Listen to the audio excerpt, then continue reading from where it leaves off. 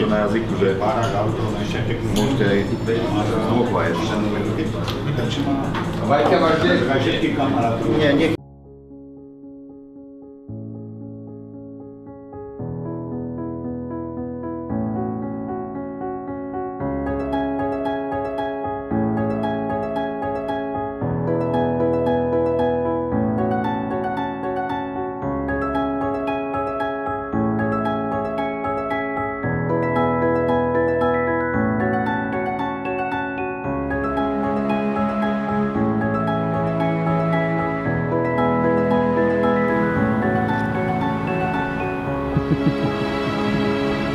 Nesa tráp.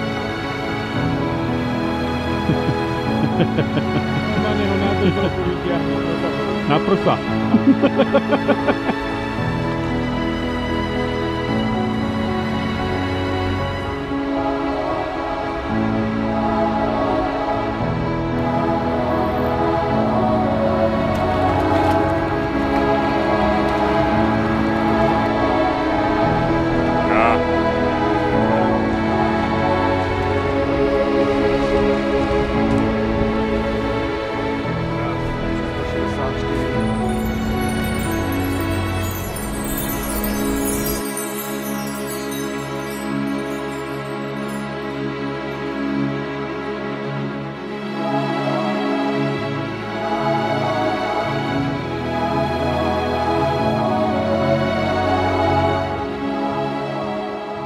Rybaření jako takové mě to táhlo už vlastně úplně od malá a tady to muškaření je, řeknu, takový hodně aktivní styl rybaření.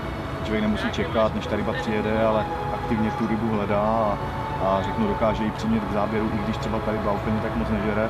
Takže já jsem vždycky jako aktivnější člověk, takže pro to rybaření, aktivní rybaření, takže muškaření.